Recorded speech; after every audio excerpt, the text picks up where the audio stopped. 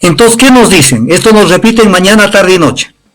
Mañana, tarde y noche. Porque el contrato, los contratos que firma con el Estado son como la mandíbula de arriba, no se pueden mover.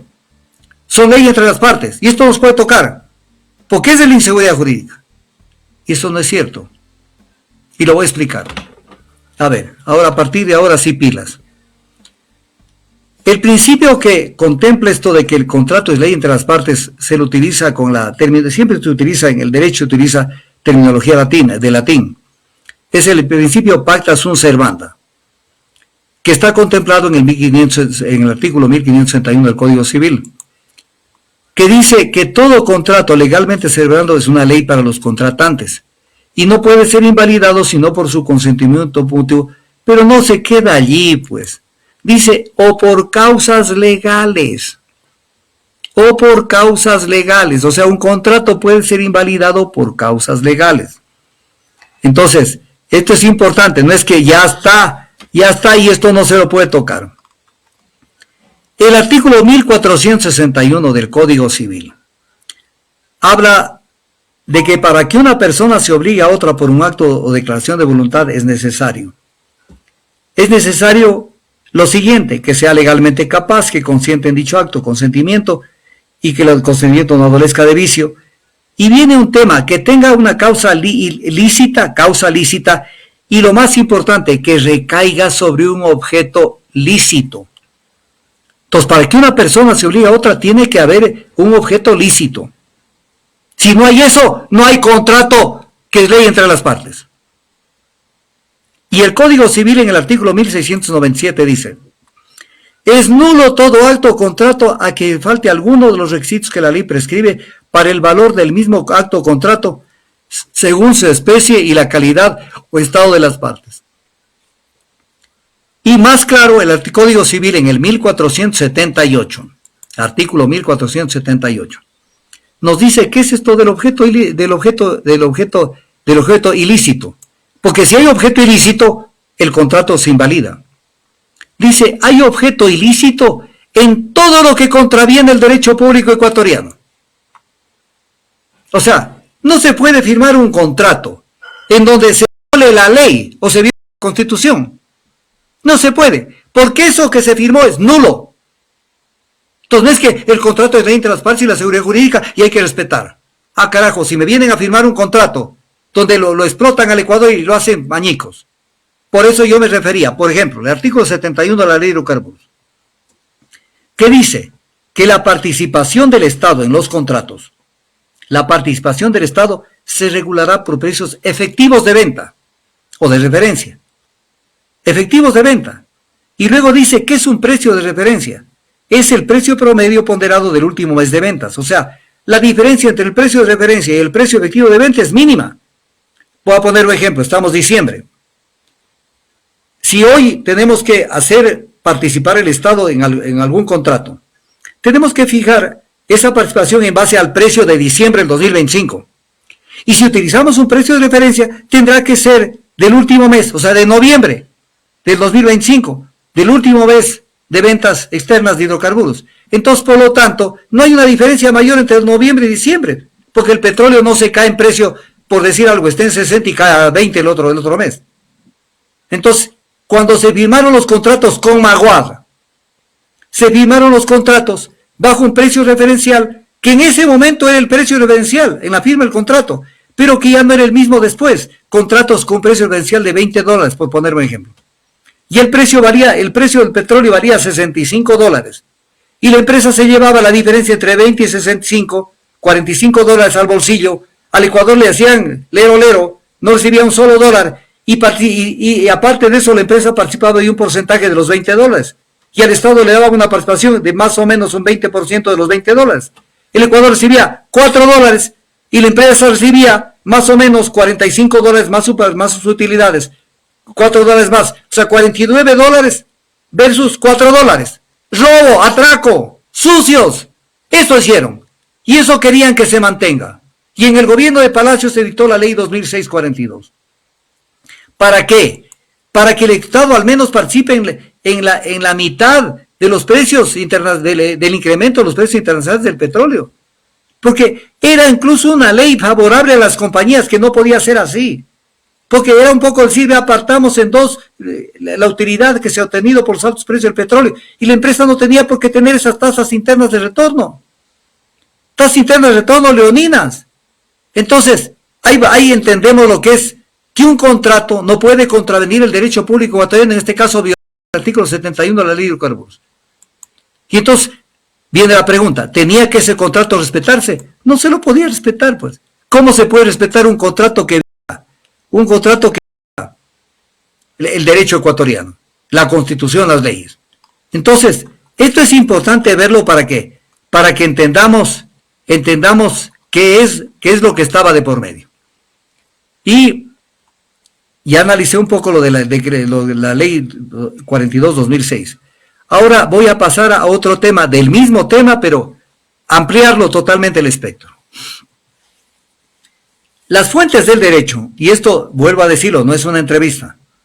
Yo de esto y de muchas cosas más he dado cátedra, he dado clases y todo. La doctrina es una fuente del derecho, porque el derecho no solamente es la ley. La fuente del derecho también es la doctrina y también la jurisprudencia. Para entender, o sea, la doctrina es importante porque esto nos va haciendo ver cómo piensa el mundo respecto de lo que pasa en el tema del derecho. Entonces, esto es importante verlo. La doctrina consagra, aquí tenemos que aterrizar, consagra la posibilidad de que un contrato administrativo que no es igual a un contrato privado, incluso el contrato privado puede ser reformado, en algunos casos, pero en el contrato administrativo, de hecho, puede ser reformado el contrato. ¿Por qué? Porque está de por medio el interés general y porque está de por medio la vigencia de la norma jurídica y que no haya perjuicio al Estado. Entonces, no es que hay la seguridad que de lo que vienen a robar y firman contratos lesivos, contratos truchas que vienen para explotarnos. O sea, aquí se han enriquecido Raimundo y todo el mundo con la corruptela, favoreciendo a las transnacionales. Entonces, el artículo, voy a poner un ejemplo, porque esto tiene que ver con Petroecuador, que es donde les interesa esto de la seguridad jurídica. No les interesa para el tema de salud, no les interesa para el tema de educación, les interesa para los sectores estratégicos. Miren lo que decía y dice el Reglamento Especial de Licitaciones de Petroecuador. Para todos los efectos son contratos administrativos que se rigen por el derecho público. O sea, los contratos administrativos se rigen por el derecho público, no por el derecho privado. Son dos mundos. Dos mundos. El derecho público es uno, el derecho privado es otro. Juan Carlos Expósito Vélez, tratadista internacional. Los contratantes pueden establecer los pactos, cláusulas y condiciones que tengan por conveniente siempre que no sean contrarias a las leyes, a la moral ni al orden público. Y comienzan a aparecer, verá, de cada uno de los sistemas que voy a citar a partir de ahorita, cada uno es como decirles, es no un libro, son carpetas que sostienen una tesis. Son varias tesis y todas confluyen al mismo objetivo. El contrato administrativo es revisable. Revisable en la medida en que no se ha sujetado al ordenamiento jurídico y no atiende el interés general. No es que aquí el contrato de ley entre las partes, eso no existe. Entonces, hay una cantidad de doctrinas y de principios que todos confluyen a lo mismo. Y voy a irlos señalando, esto es largo, pero los voy a ir señalando uno por uno, y especialmente los estudiantes de Derecho y la gente política que quiera aprender, porque es para que aprendan. Deberían esta entrevista volverla a ver con detalle, para que si mañana les mandan un trabajo, sepan por dónde tienen que atacar. Primera doctrina, la prevalencia del fin sobre el objeto en el derecho administrativo. Esto es todo un paquete. Y yo siempre voy buscando los mejores representantes de cada doctrina, los tratadistas internacionales, pero no viejos, tratadistas internacionales que están vivos y que son referente del pensamiento jurídico. William René Parra Gutiérrez, ¿qué dice? Se persigue con los contratos la satisfacción del interés público y si para conseguir estos fines es necesario adaptar los términos de lo pactado, así debe procederse porque el fin es inalterable. Esta es la teoría del fin sobre el objeto en el derecho administrativo. Hay otra doctrina, el contrato administrativo no es ley entre las partes, el mismo William René Parra Gutiérrez. el principio de que el contrato es ley entre las partes en el derecho privado no prevalece en forma absoluta en el derecho público, porque en este caso entra en juego el interés general. El principio de desigualdad jurídica entre las partes en derecho público. Esto hay numerosos tratadistas. Yo voy a utilizar al mejor tratadista que hay en América Latina, que es Roberto Dromi, argentino. Dice, las partes están en un plano desigual. Escuchen, repito, las partes están en un plano desigual. En los contratos administrativos desaparece el principio de igualdad entre las partes, que es uno de los elementos básicos de los contratos civiles, o sea, civiles privados. Y luego señala Roberto Dromi, léanlo. Roberto Dromi tiene fácil unos 15 libros de derecho administrativo. El mismo tratadista habla de que el contrato administrativo carece de la rigidez e inmutabilidad del contrato civil, porque cede ante el interés público. ¿Acaso están locos toda esta gente? Viene luego que también lo aborda el mismo tratadista, pero que es otra vertiente, lo que se llaman las cláusulas exorbitantes del derecho privado. Dice Roberto Dromi, las cláusulas exorbitantes pueden ser virtuales o implícitas, y expresas o concretas. O sea, no es que en el contrato tienen que decir esto puede ser revisado. Eso está implícito. Por eso dice, son cláusulas el mismo tratadista Roberto Dromi dice, son cláusulas derogatorias del derecho común, inadmisibles en los contratos privados, porque rompen el principio esencial de la igualdad de los contratantes y de la libertad contractual que prima en la contratación civil. Estas son las cláusulas exorbitantes. O sea, estas no son para el derecho civil, son para el derecho privado, el derecho público. En virtud de estas cláusulas, dice Roberto Dromi, la administración puede ejercer sobre su contratista un control de alcance excepcional. Vea lo que dice Roberto Dromi, y ustedes que después de que tenga esta entrevista, pongan en internet quién es Roberto Dromi, tratadista del derecho administrativo argentino y uno de los mejores del mundo. Dice, la administración puede ejercer sobre su contratista un control de alcance excepcional, modificar unilateralmente las condiciones del contrato, dar directivas a la otra parte, declarar extinguido el contrato por sí, ante sí, imponer sanciones contractuales, etc. Sobre esto hay una cantidad de principios, por ejemplo, el rescate de la concesión, así se lo llama en derecho, no es una frase mía, el rescate de la concesión cuando es contrario al interés nacional. Viene otra teoría que se llama el factum principes, o el hecho del príncipe, o ius exorbitans, factum principes. Esto, el máximo exponente de esta doctrina, y hay muchos seguidores, es Benjamín Herrera Barbosa. Dice, el hecho se traduce en la modificación imprevista que la administración puede introducir al contrato con una medida lícita de carácter general o particular en ejercicio de la potestad pública. Entre las características que según este tratadista debe tener este principio doctrinario se da ante una modificación ostensible de la ecuación económica del contrato. Voy a poner un ejemplo, alguien hace un contrato pensando que algo va a valer 100 y comienza a valer 1000 y la otra persona se está enriqueciendo a costa de la otra. La ecuación económica está perjudicando a la otra parte y hay que sentarse a decir, hoy te estás llevando el santo de la limosna y me estás dejando a mí el hueso. El factum principes. Otro principio que también lo mantiene el mismo tratadista Benjamín Herrera Barbosa se llama el principio de buena fe y expectativas legítimas, que es más o menos primo hermano del otro. Dice, la modificación del contrato por razones de orden técnico puede apoyarse en principio de buena fe.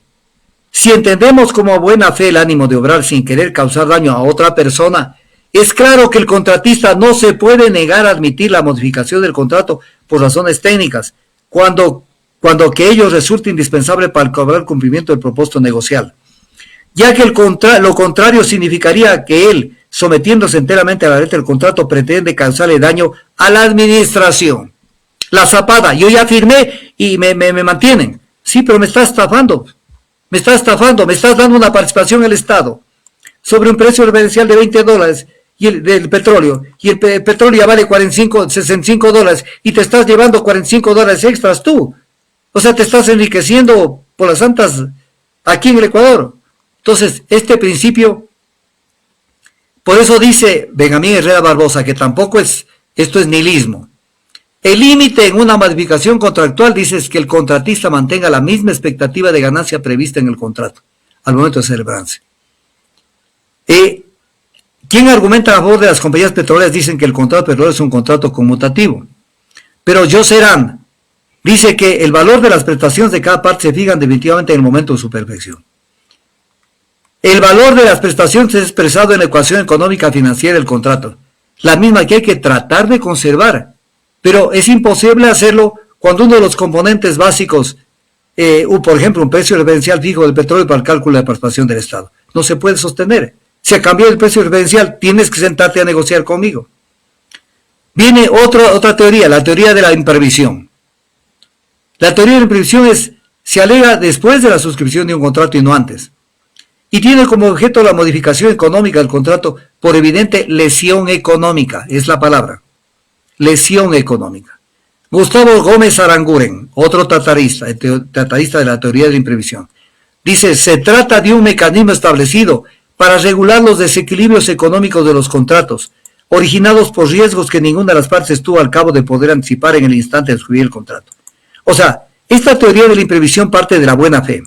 Es como que dice, se ha presentado un hecho que no se lo previó, pero ya presentado, hay un perjuicio para una parte, en este caso para el Estado, porque si es beneficioso para la empresa se queda calladita.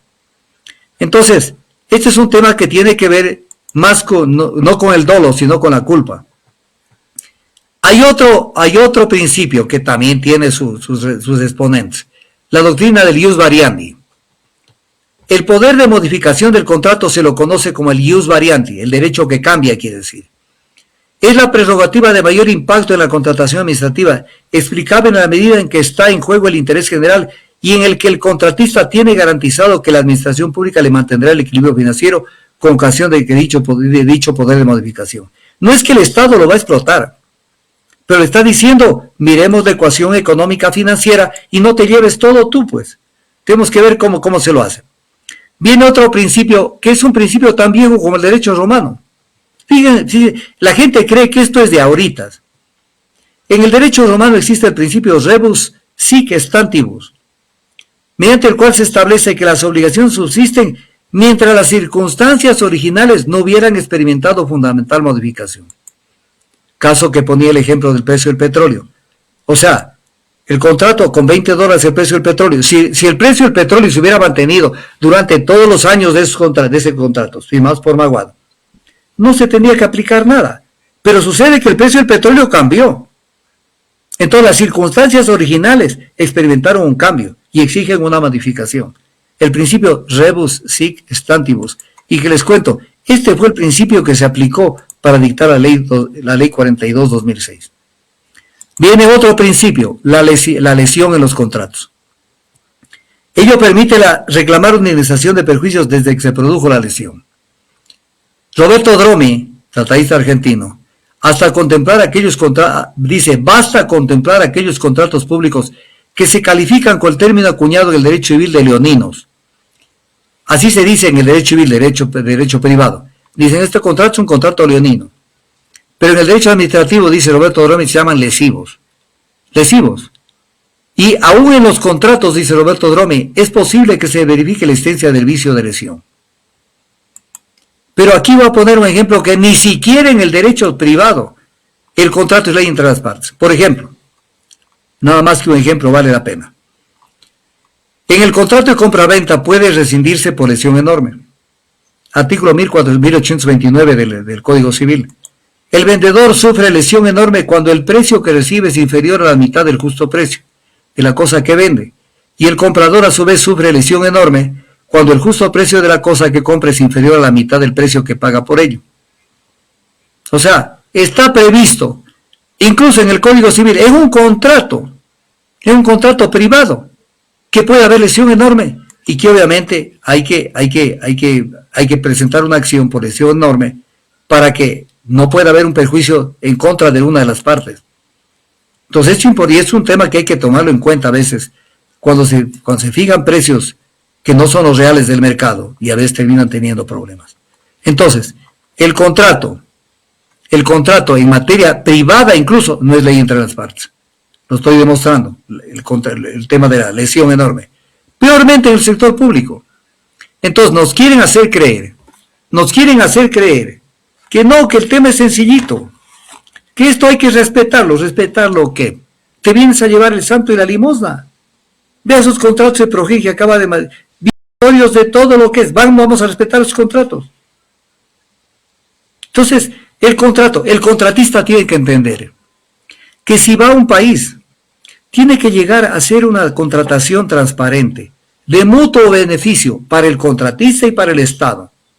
Pero que no se avispe, que no ponga cosas que lo benefician en contra del interés general, porque termina siendo crisis. Ese es un consejo que yo le doy a la gente, no de ahora, de siempre. Cuando yo converso con la gente que va a la administración pública, la semana pasada vino una persona que va a trabajar en Petroecuador. Y vino a mi casa porque me conoce, me dice, ¿qué recomendaciones me hace? Le digo, verás, no apruebes nada, no estés en nada que perjudique al Estado. Esa es la regla número 1 para entrar a la administración pública. No hagas nada, porque eso termina estallándote en la cara. No hagas, porque eso va a ser un escándalo y termina armándose el lío y terminas preso, terminas con un terrible problema, o te tienes que ir del país. Entonces hay que respetar, hay que defender los intereses del Estado, no en perjuicio de la empresa, pero tampoco en perjuicio del Estado. En el derecho latino, desde la época de los emperadores latinos, Francia, España, y luego en las repúblicas que crearon, el propietario de los recursos antes era el emperador, antes era el rey, pero luego la soberanía, por eso la palabra soberanía viene de la palabra soberano. O sea, la soberanía que estaba radicada en una persona se trasladó al pueblo. Entonces, la soberanía es la propiedad también, entre otras, la propiedad sobre los recursos naturales no renovables, que le pertenece al Estado y por ende al pueblo. Entonces no pueden firmar un contrato donde lo perjudiquen al pueblo, como lo que quisieron firmar en el contrato de Sacha en este gobierno de Novoa, donde un contrato de 77,000 barriles, porque 77,000 barriles son los que producía en ese momento Sacha, armándose Petroecuador, querían que Sacha pase a recibir 9,225 barriles, de la noche a la mañana, y era un contrato bien firmado. Por eso alguna vez que yo tuve un debate con Fernando Santos sobre el tema Occidental, donde yo demostraba la violación que se hizo con el contrato de Occidental. Me acuerdo un debate en Radio Democracia, que cogió fuerza y durísimo. Y en una de esas me dijo Fernando Santos, me dijo, pero doctor Tandazo, el contrato es ley entre las partes y está oleado y sacramentado el contrato del Occidente. ¿Sabe qué le contesté? Porque en Quito hay, de pronto esto no me entienden los que no saben. Le dije, sí está oleado y sacramentado, pero está oleado y sacramentado en la capilla del robo. En Loja hay en Quito hay una capilla en la avenida 24 de Mayo, que tiene por nombre, por una historia que existe, le llaman la capilla del robo. Luego le dije, sí, ese contrato está oleado y sacramentado, pero en la capilla del robo. Y esto no se puede sostener. No se puede sostener porque no se puede perjudicar al Estado, avispándose y firmando lo que les da la gana. Entonces, una compañía que venga, pero ese es el problema también de los asesores jurídicos de las empresas, de los bufetes jurídicos que les sirven a esas empresas. Verá, esto yo lo he visto a través de la historia, de la vida misma. Viene una empresa de afuera, verá cómo es la cosa. Viene una empresa de afuera, digamos una empresa gringa. Entonces llega y dice, voy a ir a trabajar en el Ecuador, tengo interés en hacer algo, o es una empresa de Francia, una empresa de Italia, de Inglaterra, de cualquier país. Entonces verá lo que hacen. Van y le dicen a la embajada de ese país, en nuestro país, le dicen, oye, quiere venir una empresa al Ecuador, le han invitado para que venga a concursar o a que le den un contrato. Y le dicen, sugiere a la empresa algún estudio jurídico que le pueda asesorar. Y entonces sacan de la manga los 10 bufetes jurídicos que están listos a asesorarle. Los 10 bufetes jurídicos trabajan, pero no para ayudarle a hacer bien las cosas a la empresa, sino para perjudicarlo al Estado. Le voy a poner un ejemplo. Contrato de Occidental. La Occidental metió las de andar hasta el cogote, porque transfirió derechos y obligaciones del contrato a la empresa City Investing, sin autorización del ministro, y eso era causal de caducidad del contrato. Cuando se destapa la olla, incluso en el laudo arbitral se comienza a ver lo que pasó. Sucede que le asesoró la empresa, el bufete jurídico con el cual se manejó Occidental en Ecuador, le dijo que no pasaba nada. En definitiva, la que le metió en el relajo fue el bufete jurídico ecuatoriano. Porque le dijo, dale nomás, ve, no lo hacemos así. Y no hay una empresa que venga y diga, no, yo quiero hacer bien las cosas. y que le diga al embajador, yo quiero una empresa o quiero un bufete jurídico, que no es que me diga sí a todos, sino que me diga qué es lo que puedo hacer y qué es lo que no puedo hacer. Entonces llegan y los bufetes están viendo cómo le dan más privilegios a la compañía en contra del Estado ecuatoriano. Y pongamos la cláusula para que te blindes. Y pongamos esto otro para que saques una mayor ventaja. Entonces, ese es el gran problema que tenemos.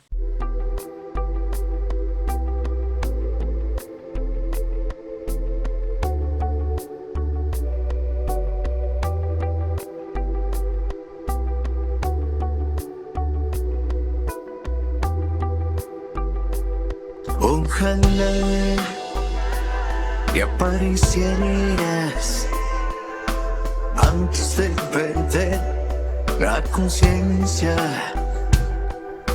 antes de empezar esta botella.